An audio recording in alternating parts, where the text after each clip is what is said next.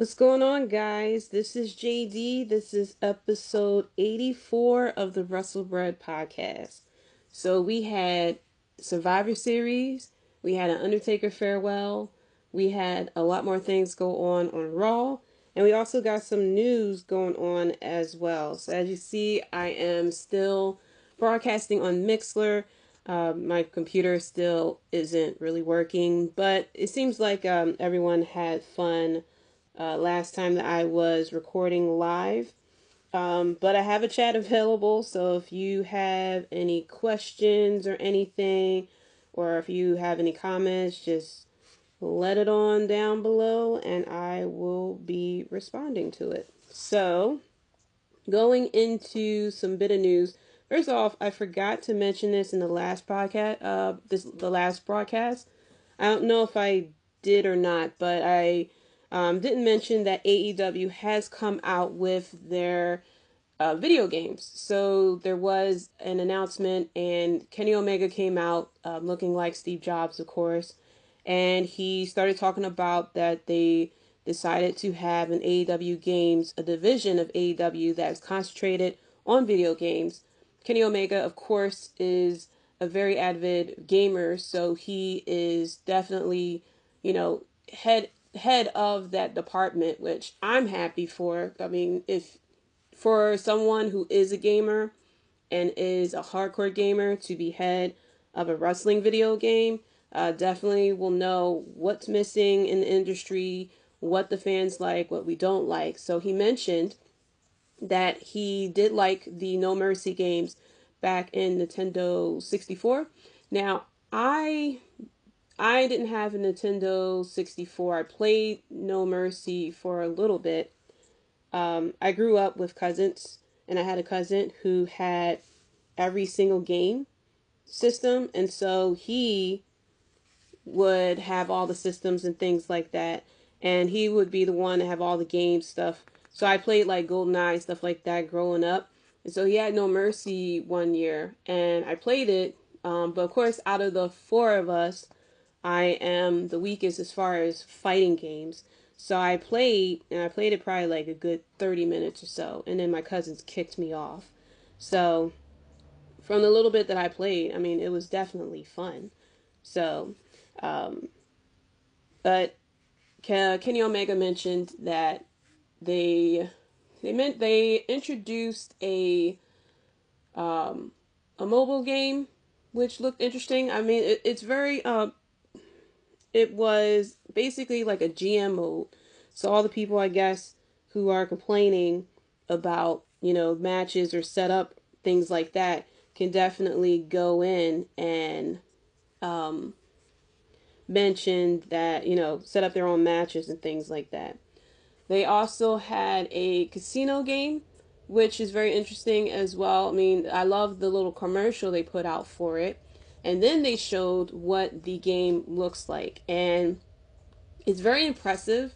It's the graphics.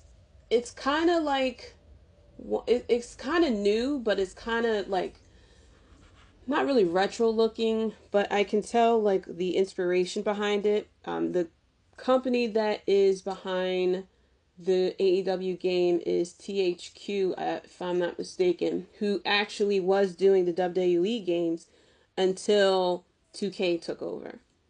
And that's, of course, when the problems started to happen. So the game looked really good. I'm very interested that they have, of course, same thing that you can do in WWE. You can have woman versus man. If I'm not mistaken, I haven't played the 2K series in a very long time, so I'm not quite sure if the roster is still the same. I am interested on how the game plays, what type of modes there will be, and the thing is, the surprise that Kenny Omega had, he actually got the director of the No Mercy game to be the director of this game. So this game looks very promising. A lot of promises that are being made with this game. So I'm very excited about it. I'm definitely going to pick it up. Like I said, I have 2K18, I believe.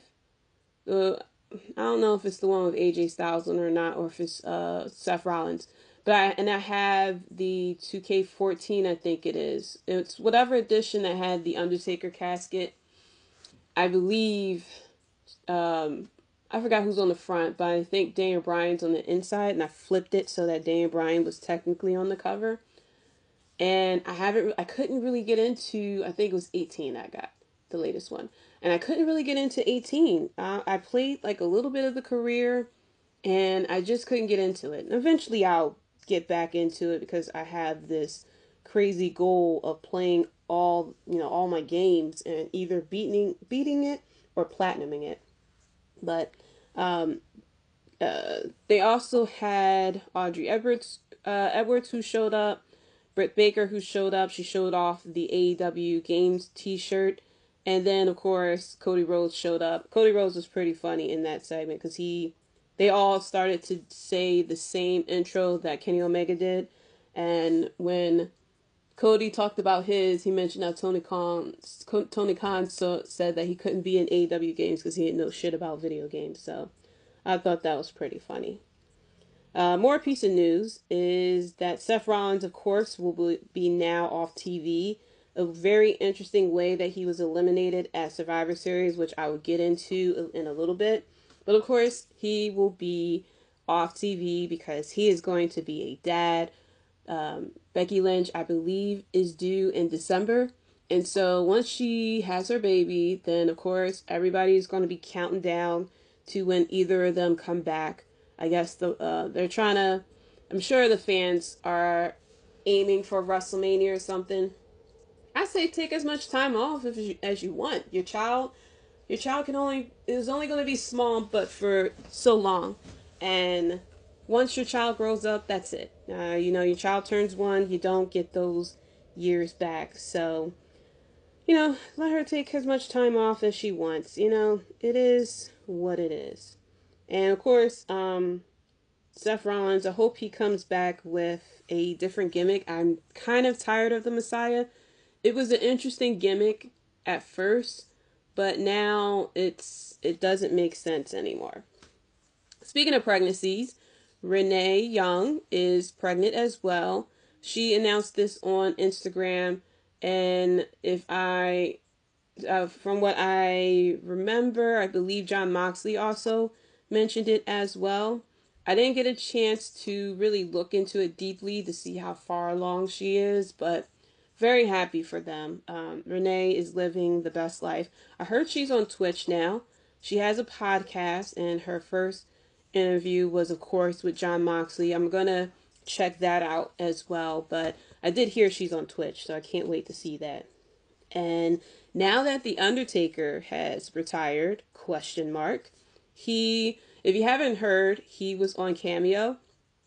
And you would think that, of course, someone like The Undertaker, someone who has been kayfabe for so long, who hasn't really, don't really talk or do anything like that, you know, something like a cameo will definitely be like very rare. So he offered to do cameo for 30 people on Sunday, this past Sunday actually, and the going price for it was $1,000. Good gosh almighty. That might have been the most expensive cameo I've seen so far. I've seen like $500 and things like that, but I haven't seen $1,000. Of course, it was sold out. When I checked it out on Saturday, I think, or Sunday morning, it was down to 2 or 3.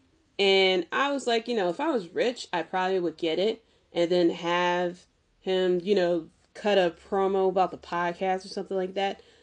But I was listening to sports radio this morning, and, the things that they had him saying, if you haven't gotten a chance to check it out, definitely check out some of his examples in the cameo. And it was a mom who brought one so that he can tell her kid that, he's doing good and that he's a baseball player, that he's, one is a baseball player. And I was like, for $1,000, you could definitely have gotten, a famous baseball player versus The Undertaker. There was someone else too whose name was All Elite Scooby Doo or something like that. Or I don't know if they was trying to get him to say All Elite Wrestling. If they was trying to get him to say that and then he sat there and said All Elite Scooby Doo.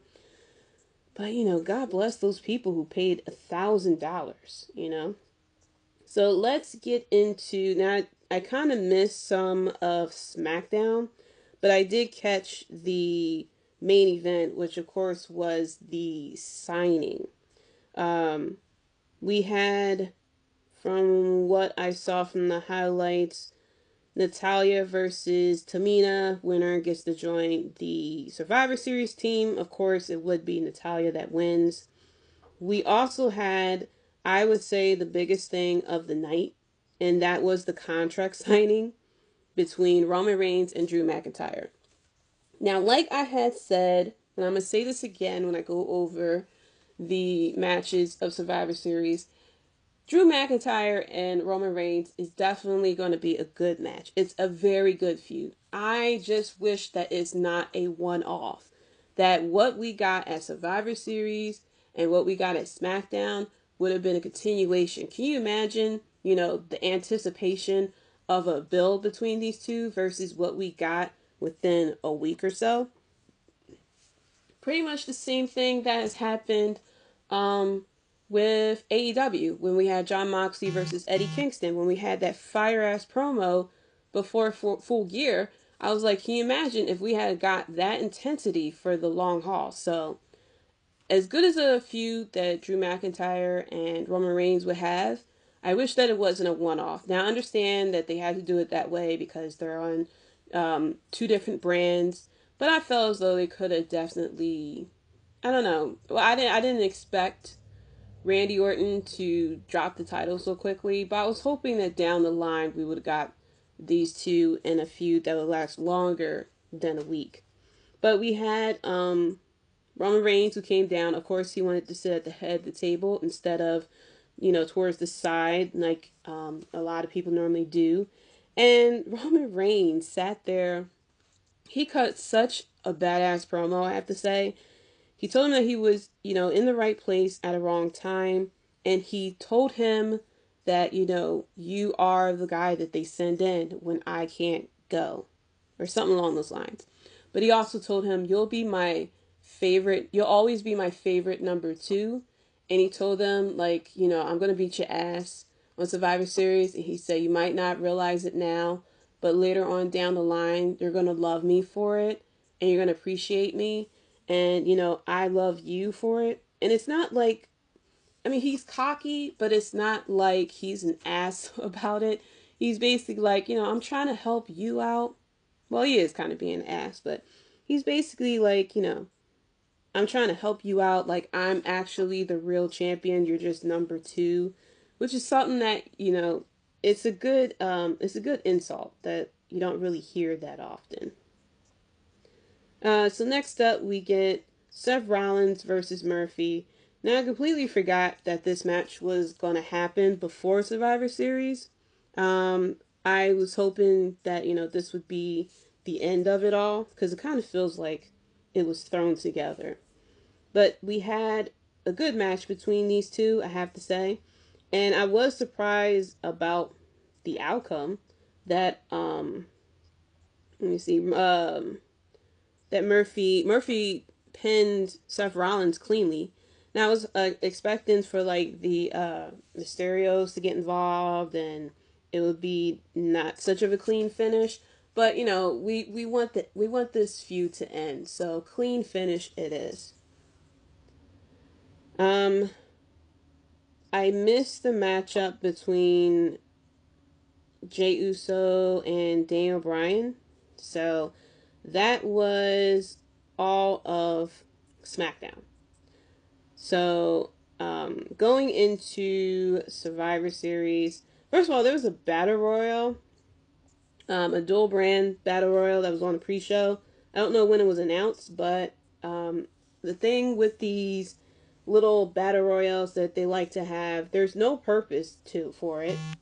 There's no reason to have it. There's nothing to gain from doing these Battle Royals. It's almost like the Andre the Giant battle memorial that they do at WrestleMania. It doesn't really do much. But we had pretty much people who had nothing to do that day. Dominic Mysterio, Rey Mysterio, Murphy, Miz, John Morrison, Shelton Benjamin, Cedric Alexander, Bobby Roode, Dolph Ziggler, Chad Gable, Elias, Apollo Crews, Humberto Carlito, Angel Garza, Kalisto, Ricochet, and Jeff Hardy.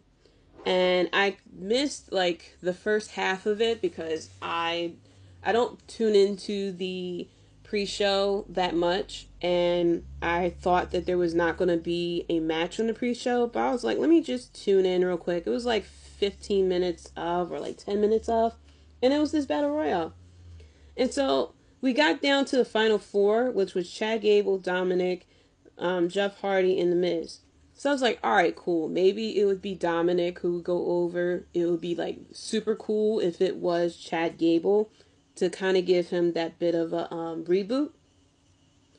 But it was a bit confusing because we had, first of all, Gable eliminated Jeff Hardy, so I was pretty psyched about that. And then, of course, we had the dumb ending that they love to do where someone you thought was eliminated and they actually wasn't eliminated. And then the person who wins celebrates despite the fact that the bell didn't ring. And then, so that's what happened with Dominic. Dominic thought he was the winner, started to celebrate. And then it was The Miz who took him over the top rope to be eliminated. And The Miz wins the whole thing.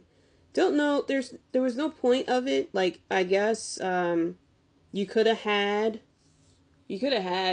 Dominic win it to kind of give him that bit of a boost for whatever feud he was going to get set up for next. He could have said that, oh, I survived the battle royale, whatever.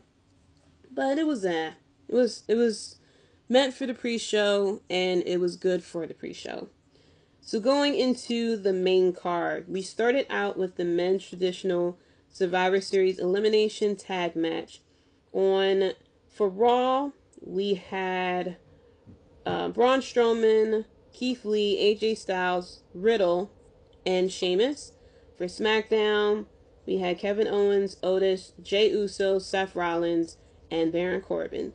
So I was looking for the matchup between Seth Rollins and Riddle because allegedly there is some actual beef between them. Matt Riddle said some smart ass shit, of course, I think about Becky Lynch, and Seth Rollins didn't like it. So I was definitely looking for that matchup. But of course, we did not get that. Seth Rollins wanted to be tagged in, and he got tagged in, turned to his team and said, this is for the greater good. Got on his knees and say, do what you're supposed to do. And I was slightly confused. I guess this was, because he was defeated badly by Murphy and the Mysterio family, that he decided to give it all up. But we all knew that he just wanted to leave early just so he can go home with his pregnant fiance. Sheamus gave him a bro kick, and Seth Rollins was eliminated. So then we had some face-offs. We had Otis and Keith Lee facing off. I think we also had Braun Strowman and Otis as well. We had a little bit of AJ Styles for a little bit as well.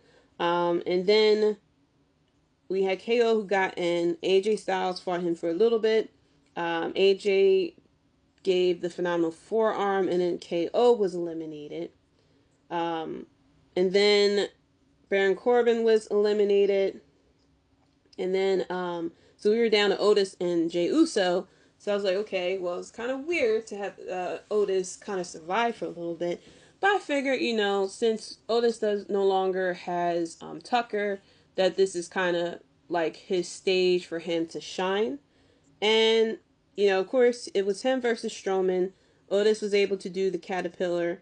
He went to set up for his finisher, but Riddle came in and Braun Strowman was able to power slam him for the fall.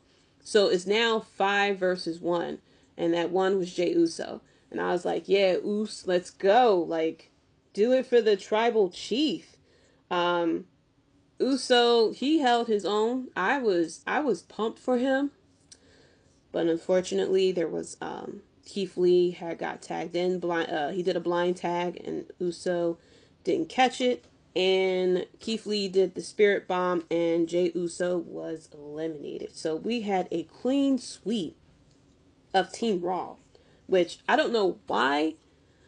Well, until of course it played out on Raw. The reason being is that all five of them now are suddenly top tier for a chance for the title because it was a clean sweep.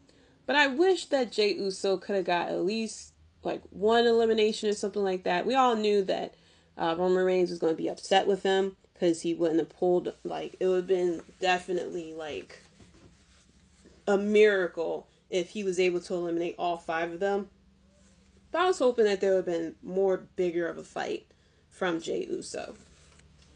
But of course, later on in the evening, you see Jey Uso and Jimmy Uso outside of Roman Reigns' locker room.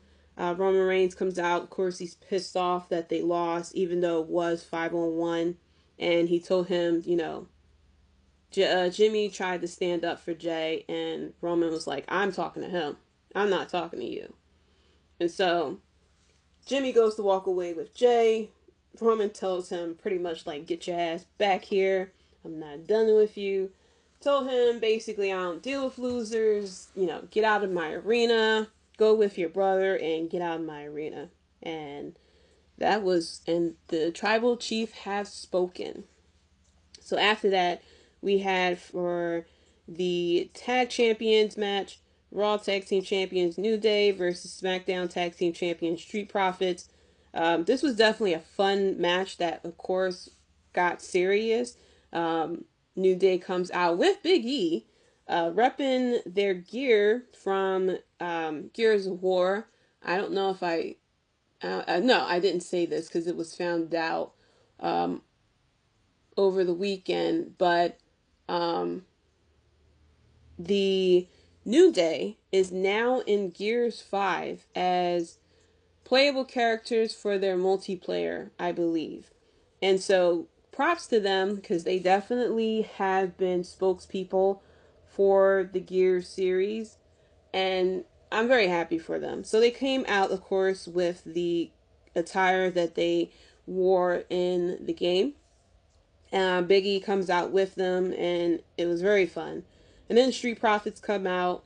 The New Day were Kofi Kingston and Xavier Woods was dancing to their theme music, and then I was sitting there wondering, like, where's Big E? Like, he came out with the New Day, and when you see the Street Profits come out, and then when the match starts, you don't see Big E at all. Like, he basically walked them out, and then he was gone. But this was a very good match. Like, tag team wrestling. This is all that we want, WWE. We just wanted a good tag team wrestling match. And this works. Like, you can have tag teams who have some type of comedy, but it's not like stupid comedy where you feel like an idiot because of the joke. Like, it's fun loving type of comedy, but it translates in the ring into a very serious feud, a very serious fight. And I'm fine with that because WWE will never let go of their comedy. But if we can just make it so that when everyone gets into the ring and it's like an intense fight, like it was definitely up there when the New Day and the Usos were going against each other. So I knew that this was gonna be a good match, but this exceeded my expectations. This was a good, hard hitting match. The New Day was dominant most of the match, and then the Street Profits came back. So this was basically a somewhat of a passing of a torch. The New Day have been up top for so long, and now it is the Street Profits' time to shine on SmackDown. But see, and another thing that also works is that it was babyface versus babyface. Everything doesn't have to be babyface versus heel. But this was a great match, I have to say. Next match, United States Champion Bobby Lashley versus Intercontinental Champion Sami Zayn. This match was, it was okay. The Hurt Business comes out. Sami Zayn complained most of the match that the Hurt Business was doing something. He started to say that his vertigo was getting triggered. He went out to try to escape. MVP tripped him and then got him back in the ring. We had Corey Graves crying that, it's a conspiracy against Sami Zayn. And, Bobby Lashley kind of dominated a little bit, but of course Sami Zayn kept escaping and, trying to get a cheap win. It was okay. Like, it's kind of hard now to take Sami Zayn a little bit more serious, especially with this whole conspiracy character that he's going about. Like, he has some valid claims. Like, we all know that WWE don't really care for the IC title or even the US title. So he has some base there, but him doing it in the middle of the match, it kind of took away from it. I have to say this was the weakest match of the night. Next up, after that, we had the Raw Women's Champion Asuka versus SmackDown's Champion Sasha Banks. This was a good match. I'll have to say this wasn't as good of a match as they had before, but this was still a good match. I'm very surprised that we got a clean win, because every time these two have faced each other, if I'm not mistaken, we haven't gotten a clean finish. It was always something when they're going against each other. I think the one time it was when Bayley got the ref shirt on and counted the pin. And I think before that, Kairi Sane had got attacked, and Asuka ran out and got counted out that way. So I'm pretty happy that we got a clean finish and that there was no Carmella, there was no Bayley, and that we just concentrated on these two. There was the only thing I don't really like that they do is that roll up, but I guess you really can't have Asuka tapping out. So the roll up kind of worked for this match. But like I said, it wasn't as good as the match that they had before. I didn't really go over the times for this match, but that's all right. After that, we had the women's traditional elimination tag team elimination match. For Raw, we had Shayna Baszler, Nia Jax, Lana, Lacey Evans, and Peyton Royce. And for SmackDown, we had Natalya, Ruby Riott, Liv Morgan, Bayley, and Bianca Belair. And I was kind of hoping that we would got Billie Kay, so it would have been Billie Kay versus Peyton Royce, but I was fine. I was kind of fine with the team. It is what it is. Of course, the whole storyline is that Lana, Raw women's team was having a little meeting, and they were sitting there saying how they don't like Lana, and Lana. I didn't check out her, I didn't check out her, oh my gosh, the word escaped me. The WWE Chronicles about her. So, but I saw like a clip. They asked her like how did she feel during the pandemic. She started crying because of social media.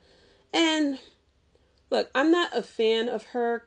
I'm not a fan of her gimmick. I can't attack her person. I can't attack her as a person because I don't know her. I can only talk about the gimmick. And I'm not going to sit here and hate on someone like that to the point that I'm spewing like things like, you should be fired or something like that. Always say that, they need to do better. You need, practice more. But I can't sit here and act all high and mighty because she's doing something that I'm not willing to do. I like wrestling, but I'm not willing to get put through a table 9 times in a row every week. I'm not willing to be out on the road 300 days a year. I'm not willing to do that. I'm a wrestling fan. I like being a wrestling fan.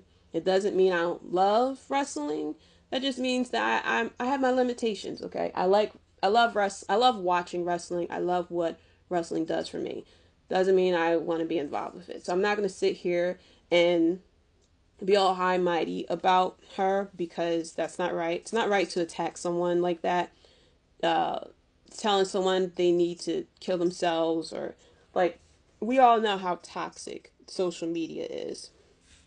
So I feel bad for her, of her going through that, but it's just kind of silly, truthfully, that they put out this whole documentary about her, leading up to Survivor Series, just for storyline purposes. I have to say, like, it makes sense when they did it for Jey Uso, because this was a big feud, and because of how big of a feud, they wanted to put Jey Uso on the same level as far as this title match.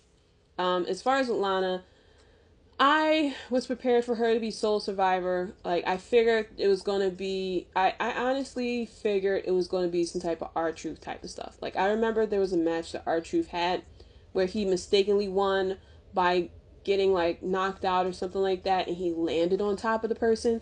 Like, I was fully prepared for something like that.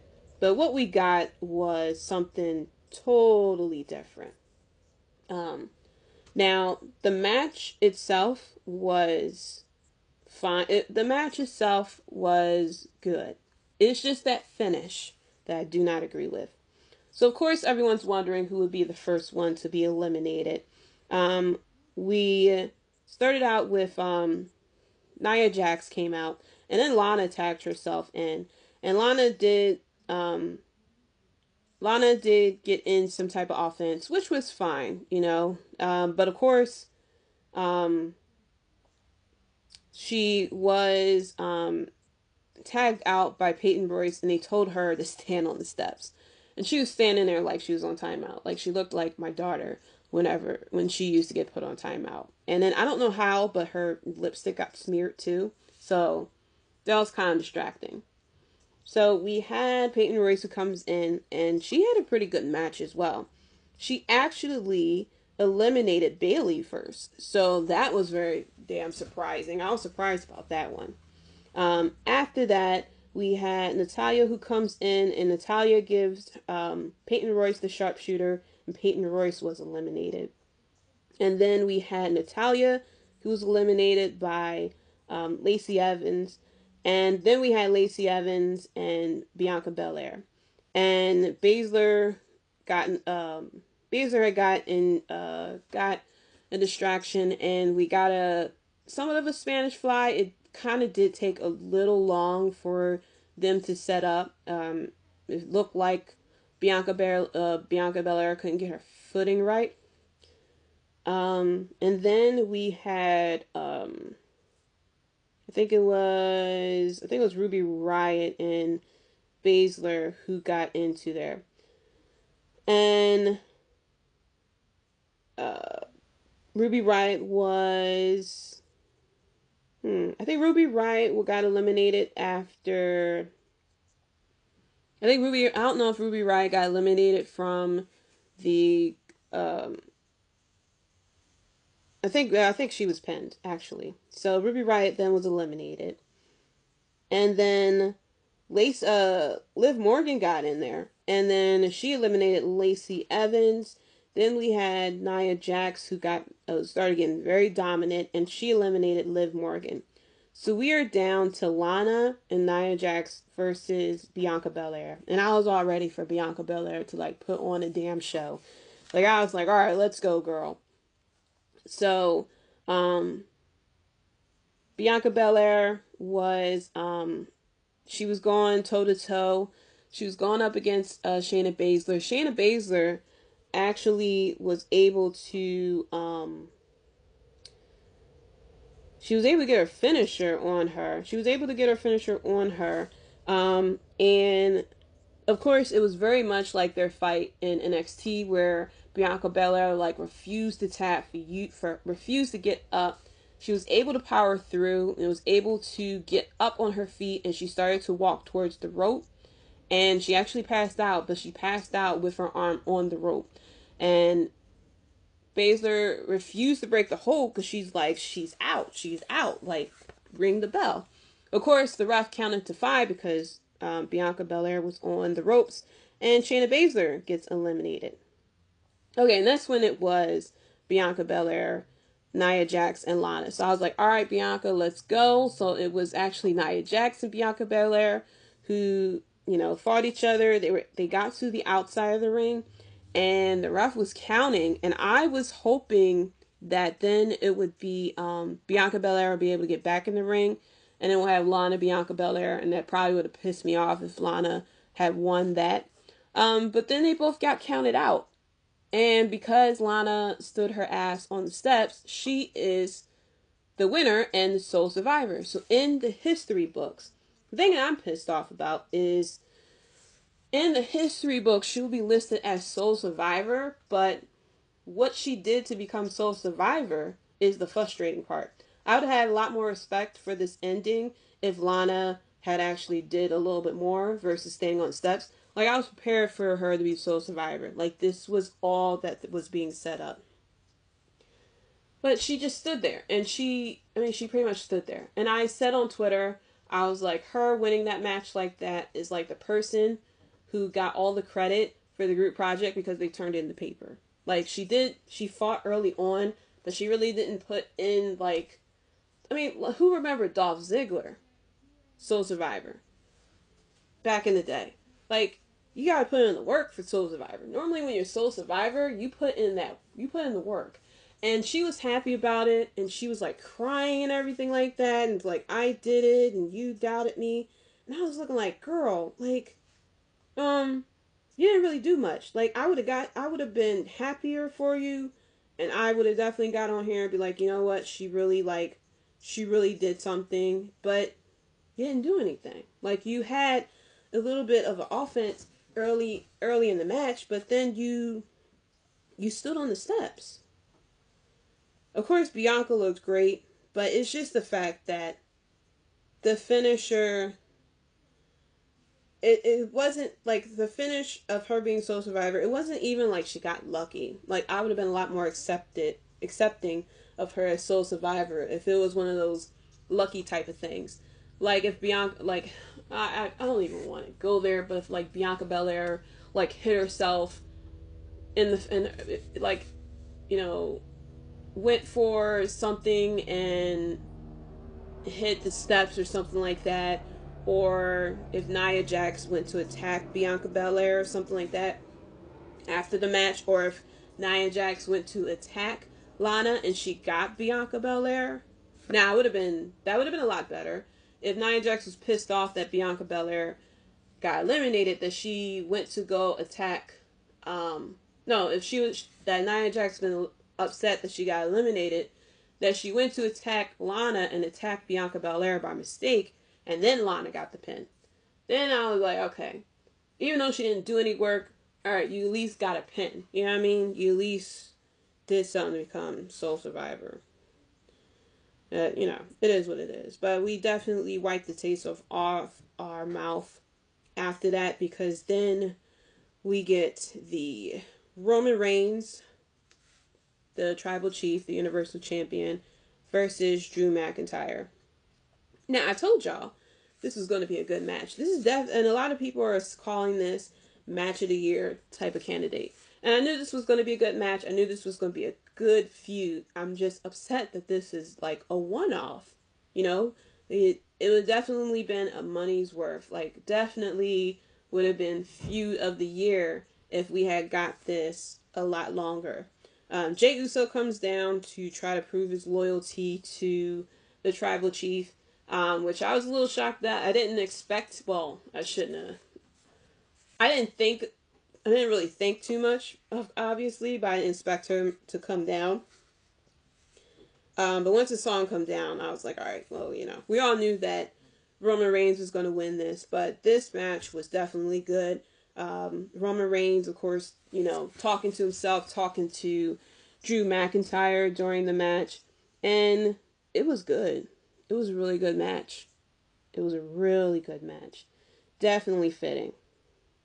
Roman Reigns, of course, wins, and him and Jey Uso embraced each other at the top of the ramp.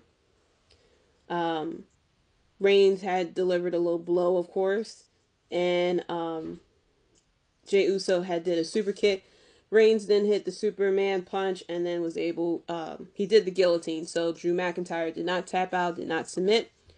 He just passed out. And both men stay strong. But definitely match of the year candidate.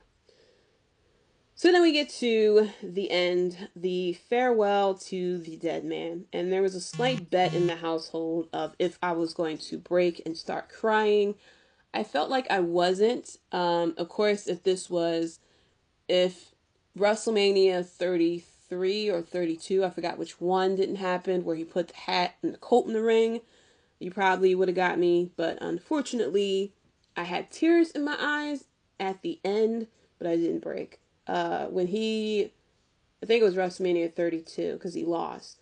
When he put the hat and the coat in the ring, oh, I was gone. I was bawling, because I was like, even though, like, he didn't have the best of matches, like, you can tell that he was done. He could barely hang on for that match, and it was just like, he was leaving on a low note, and I felt bad for him. And you just kind of go over, like, and he said it too in the documentary, when my kids see him, it will be like, that's the Undertaker, that's the guy who you speak highly of as a wrestler and stuff like that. And so, I knew that I appreciate the fact that he knew that he had that match, but if WrestleMania 32 didn't happen, I definitely would have teared up. And this was definitely a farewell. They brought out people. They brought out Jeff Hardy, JBL, Kevin Nash, and his quads. Rikishi, and I was like, oh snap, here come BSK. Big Show, Shane McMahon, the Godwins, which I didn't expect, the Godfather, and I'm sitting here like, okay, we about to get some stories. This about to be good, because I think at this point there was like an hour left to the show. We had Savio Vega, we had Mick Foley, Shawn Michaels, Booker T, Ric Flair, Triple H, and Kane, who came out in his gear. I mean, who told him to do that? And they all came out into the ring. Now, the thought didn't hit me until they showed the shot of all of them in the ring, and I was like, yo, these are all old guys very close to each other in the middle of a pandemic. I hope they're all okay. But I didn't know what to expect, but I thought we was going to get some stories. They would say something to each other. And then they played this video package that had Metallica in it. A very good song, first off, and a very good video package, of course. And then we get to the ring, and it was Vince McMahon there, and everybody was gone. And I was like, what was the point of them coming out if they weren't going to say anything, if they weren't going to, I thought it was going to be like they all share a little moment, maybe have a little bit of a story or something, like very similar to what they do for the Hall of Fames. Like, each person get 5 minutes to speak. Maybe not 5 minutes, because what we had, like 1, 2, 3, 4, 5, 6, 7, 8, 9, 10, 11, 12, 13, 14, 15, like 16 people. So maybe not 5 minutes to speak, but maybe like 2 minutes to speak at least, or something like that. And we get some good stories, especially with the Godfather talking. Shane McMahon, we heard talking. The Godwins, I would love to hear what they had to say as well. And then, kind of like, I don't know, make it more sad or something. Everybody crying and stuff.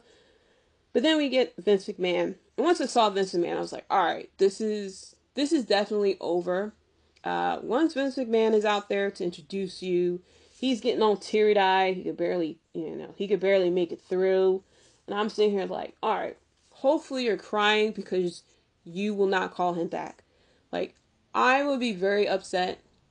And truthfully, I am prepared to be upset if a few years down the road we get the Saudi Arabia shows and the Undertaker fucking comes out again.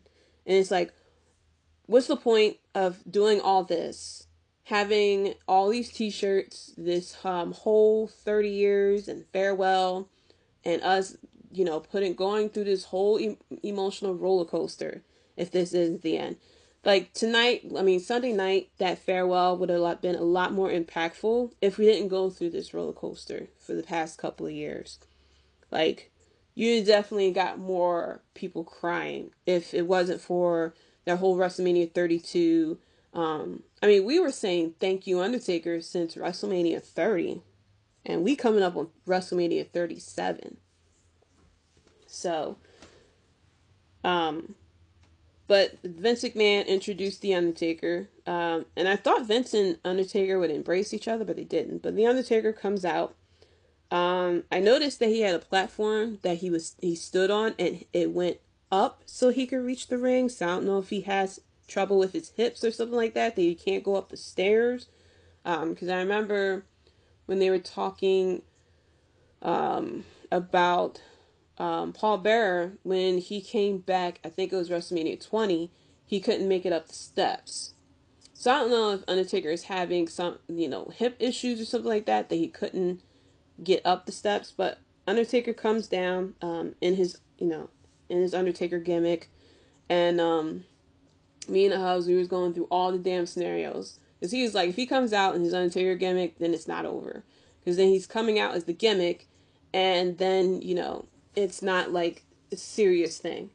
And I was sitting there like, if I was I didn't know if he was going to come out as himself. He came out as himself like, it's done and over. Like, it's never happening again.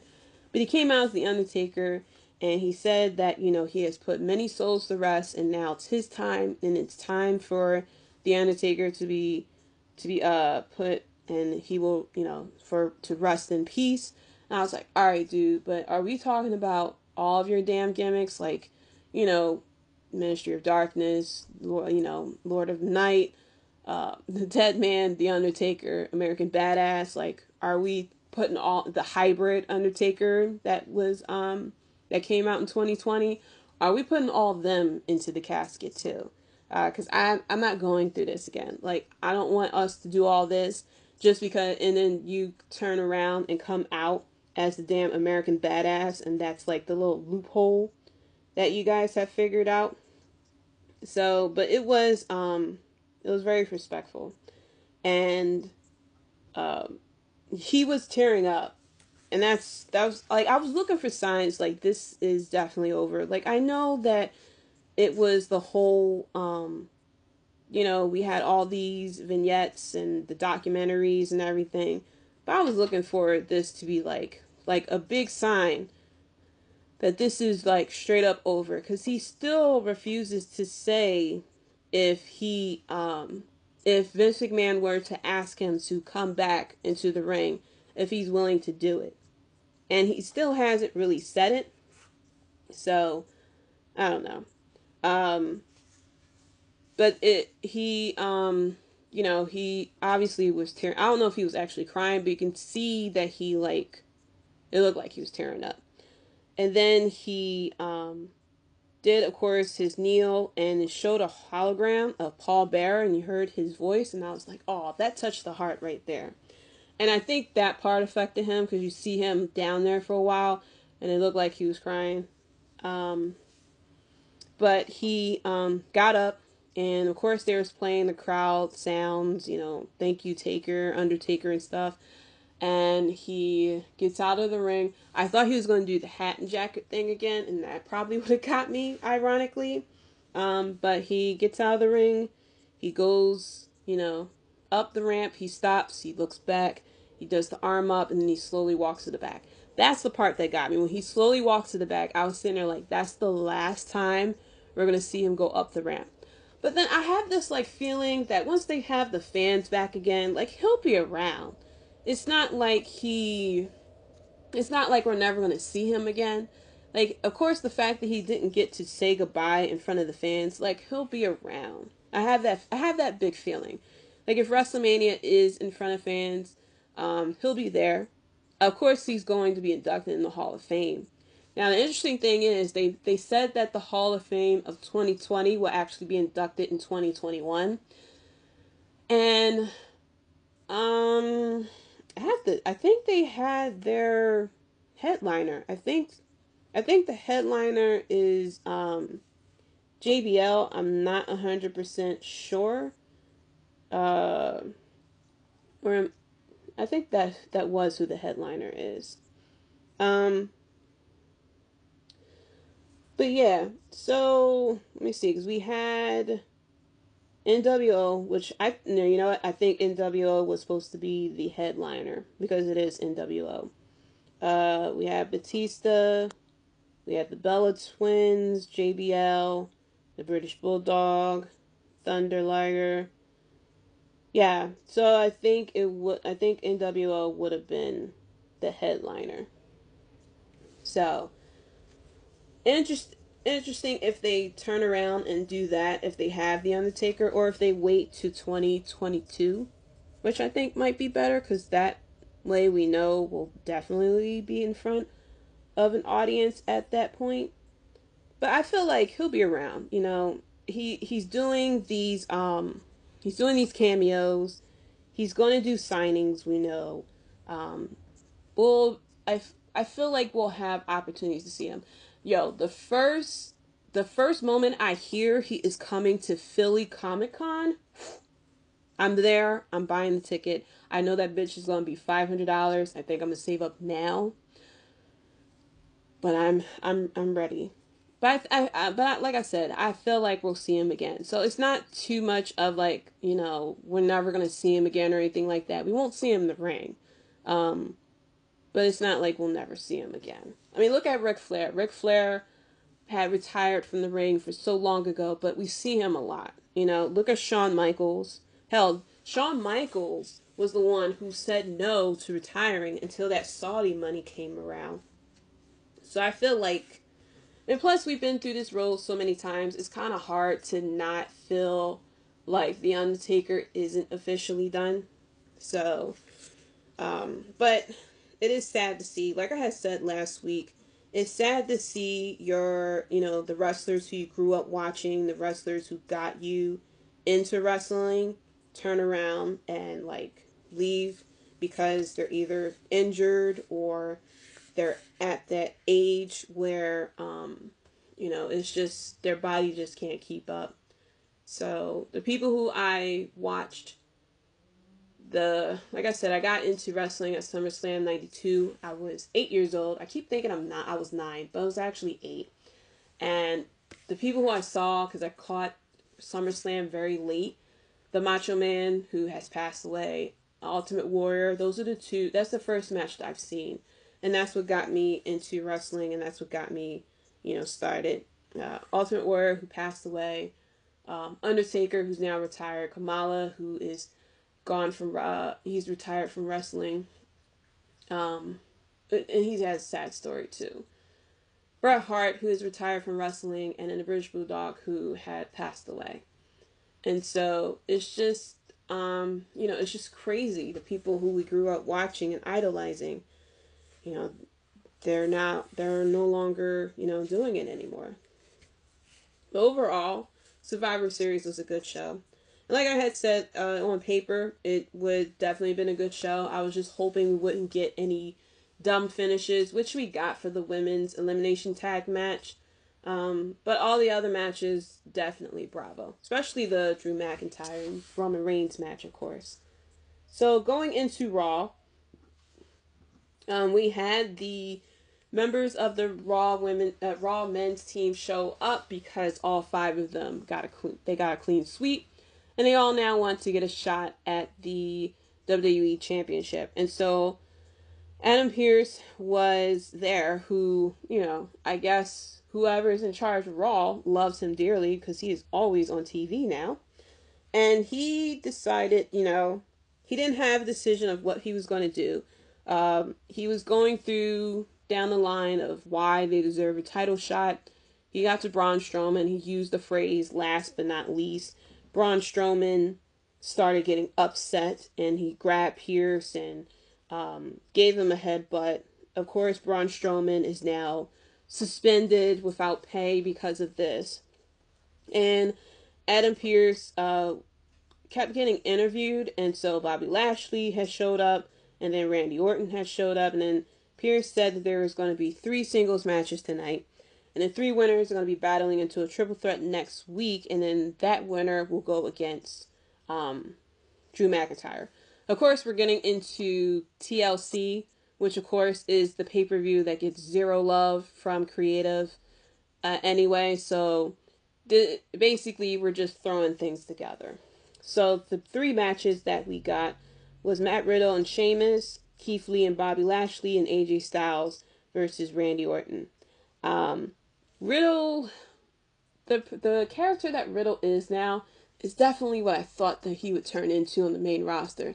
Definitely, he reminds me of he reminds me of one of the characters from a movie of oh my gosh, Bob and Silent J. Or no, Jay and Silent Bob. Correct me whichever one it is, but you know who I'm talking about. He definitely reminds me of one of those characters. He's sitting there. He came up to MVP. Was like, dude, I swear, he acted like he was hanging out with RVD. You know, dude, I got this idea, and I think you would really like it. I can't do the voice, but you get what I'm saying. But for the first match, it was Riddle versus Sheamus. Riddle wins the match by pinfall. We had Keith Lee and Bobby Lashley. This was a very weird ending. Um, it was a good match, truthfully, but then we had Keith Lee who powered out of the Hurt Lock, and he went to attack Lashley, and MVP comes in and starts punching Keith Lee, which I thought was pretty weird. Like, I don't know. I guess he didn't want Bobby Lashley to get pinned. I don't recall them explaining the reason why. For the main event, we had AJ Styles versus Randy Orton. The announcers was hyping it up that it was a WrestleMania style type of match. It was a good match, and we had AJ Styles win. So now we have AJ Styles versus Keith Lee versus Riddle, which is a very interesting match. I believe that AJ Styles should win. If we get Keith Lee, I probably wouldn't be that mad about it either. But I think AJ Styles might win this match. But I have a feeling Riddle's the one who's going to eat the pin. So between whoever those two. We had the New Day versus the Hurt Business, which was okay. Like, I don't know. The Hurt Business is an interesting faction, especially now that they're no longer going against Retribution, which I don't know what's going on with those guys either. And then we get Lana, who feels though just because she is sole survivor by standing on the steps, she deserves a title shot. Asuka was kind enough to give her one. And then we had Nia Jax and Shayna Baszler who comes out, and they attack Asuka. And so then it turns into a tag team match of Asuka and Lana versus Nia Jax and Shayna Baszler. And Asuka got the pin, and Lana was acting like she, like she did a lot in the match. I don't know. It's pretty. I can't really get. I can't with that storyline. I'll wait and see it plays out. Maybe it'll change my mind, and I'll give props. I mean, Lana has gotten better in the ring, but not enough for me to sit there and be like, oh yeah, like I definitely see her getting the title right now. No, sorry to say. The match that was definitely interesting, Alexa Bliss versus Nikki Cross. We had Nikki Cross who said she was gonna, beat up, Alexa Bliss. What the hell happened to Nikki Cross music? When I first heard it, I didn't know. I didn't know what it was. It don't fit her gimmick at all. It don't fit her at all. It definitely. I don't know why they changed it. There was no point in changing it. On the other side, I'm very happy that Keith Lee got new music. Definitely a lot better. But I didn't get with Nikki Cross why we got that music. We had Alexa Bliss who came out, and she came out wearing the same outfit that she wore at the Firefly Funhouse, which had a friendship frog that Alexa Bliss had killed. So Alexa Bliss comes in, and I didn't realize that on her glove she has play and pain, and so she was in the play mode, and she slapped hands with Nikki Cross and goes, "I win," and so Nikki Cross started to get like more aggressive, And I'm guessing that we're going to eventually get crazy Nikki Cross. I don't know how this will play out as far as with Alexa Bliss and The Fiend, but it seems like we're going into the crazy Nikki Cross phase. But Nikki Cross wanted to beat The Fiend out of her, and she started like really attacking Alexa Bliss. And Alexa Bliss kept smiling and laughing every time she was attacked. But of course, Nikki Cross like really gave it to her, and Alexa Bliss started to cry, and she was like confused at what she was wearing, and she was crying out to Nikki, and Nikki Cross was like, you know, she was sorry. Like Nikki Cross started to look sad and everything, and um, Nikki Cross, Alexa Bliss went to hug Nikki Cross, and it transitioned into it was a smooth transition into like a Sister Abigail, and I was like, that was smooth as fuck, yo, because I saw as soon as I saw Alexa Bliss step out, and I knew that I figured that she was going to hit that move, but it was nice. That transition to the Sister Abigail was nice. And then she pinned Alexa Bliss, and she like cheesed when she pinned her. So that was smooth as all hell. And Raw was okay. It had its good matches, of course. It had its good moments, but we're just going into the end of the year where, truthfully, the value normally for Raw and SmackDown kind of goes down, and then of course it picks that back up after TLC once we start getting into the Royal Rumble and the WrestleMania season. That's when everybody comes alive and everything like that.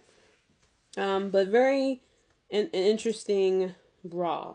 So going into NXT AEW. So quick highlights. Something I forgot to mention last week. We have a new North American Championship. Very very interesting. First off, we had I forgot the kid's name. What is his name? Leon Ruff, who is the champion now. Actually, I think I did talk about this. He's the champion now, and they keep having this running gimmick of how the title doesn't fit him, but they did this whole little video package that they put out on social media, and he looks like he's a very good wrestler, but unfortunately on to a casual who never seen him before, you just get this, funny gimmick. But I'm hoping that we get more of him in the ring so that you can get behind him. His win for the North American title kind of reminded me of Paige when she debuted it to the main roster. Like back when back at WrestleMania 30. Wow. Back at WrestleMania 30 when she debuted on the main roster, I didn't know who the hell she was. So when she went against, was that WrestleMania 30? AJ Lee was there. Yeah, you know what? Yeah. So yeah, when Paige debuted and she got the title shot and she actually won, yeah, it was WrestleMania 30.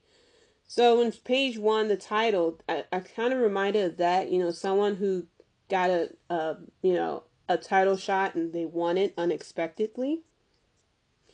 Um, but I'm happy for them. I'm just hoping that they really do something about it as well. Of course, we're setting up for War Games.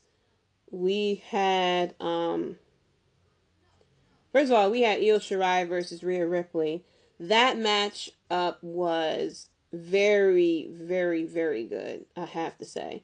Like, oh my gosh. Those two, let me tell you, the NXT women is the best. I'm about to say the best division in women in wrestling right now. Period. I have to say it, because whenever they have a match, I mean, it was just a regular NXT live show, and that match was like, it felt like you was watching a WrestleMania match. And it was to the point that the women had to embrace each other.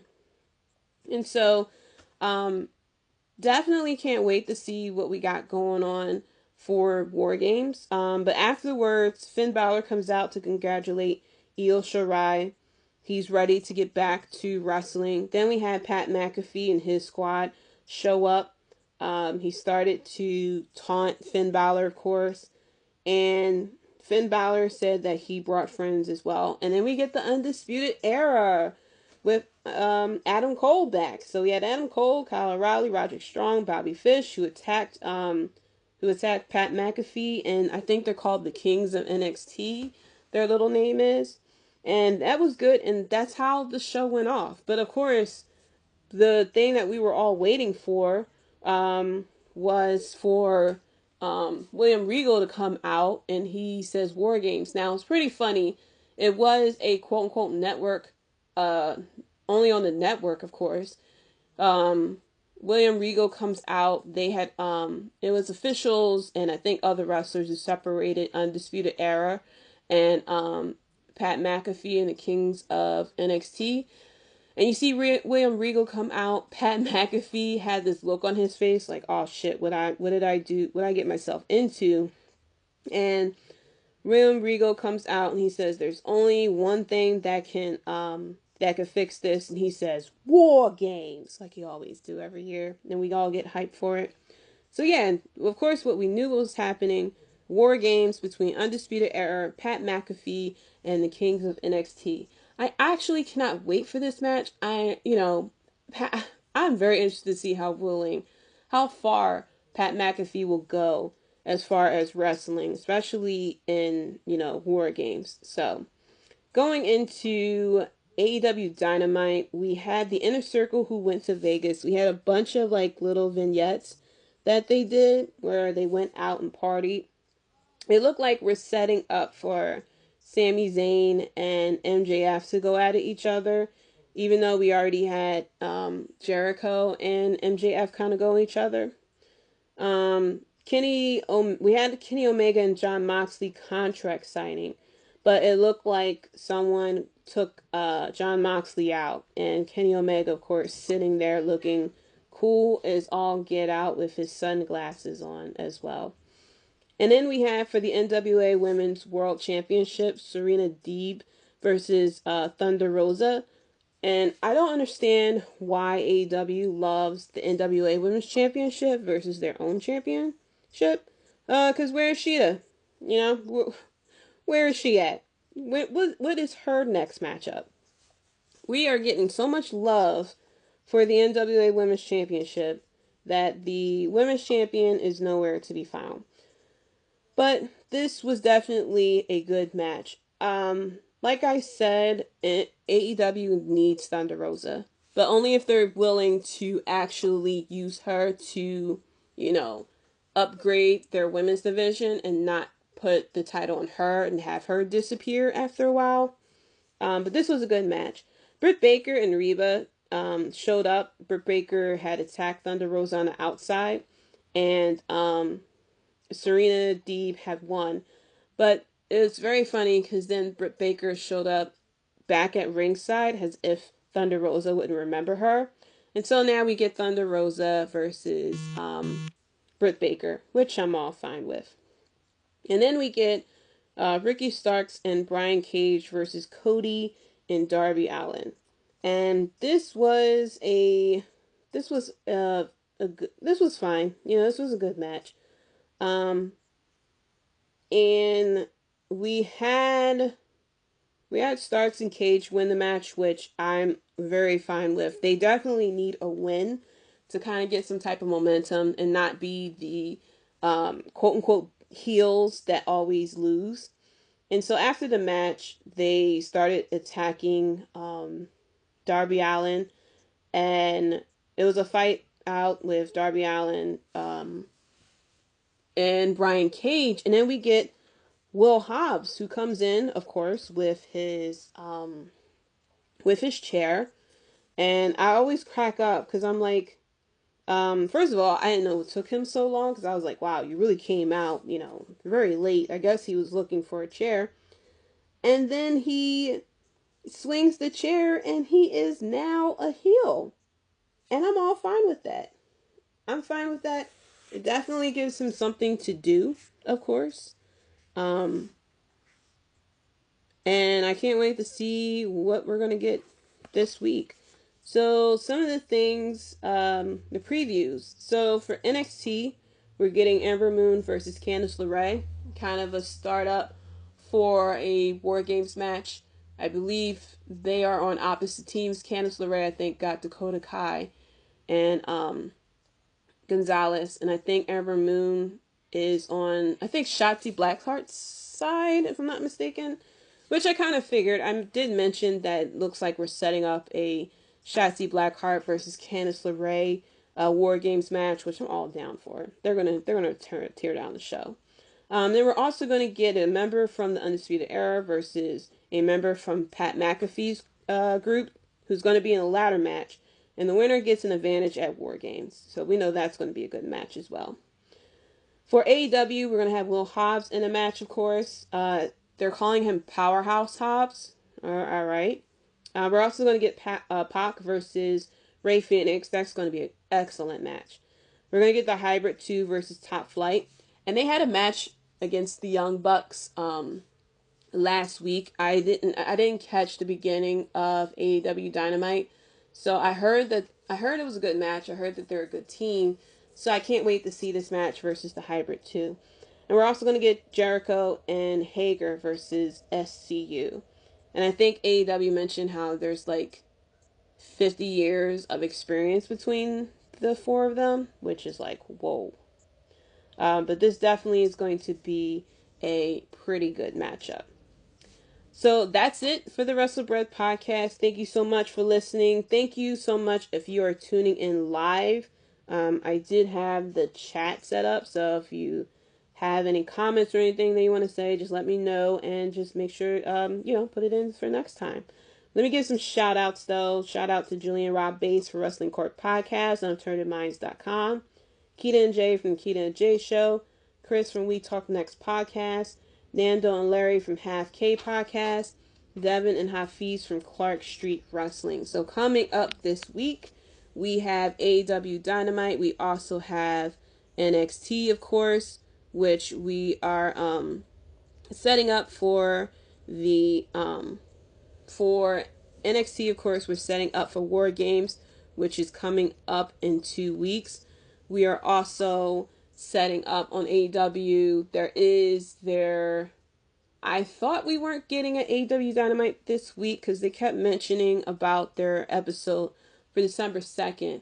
And they also have something else coming up as well. We also have SmackDown this Friday. For all those who celebrate Thanksgiving, happy Thanksgiving, happy holidays. I hope that you and your family are safe and healthy and are happy for this holiday. This is a very weird time, of course, because we're in the middle of a pandemic. Normally I have a lot more people that I cook for.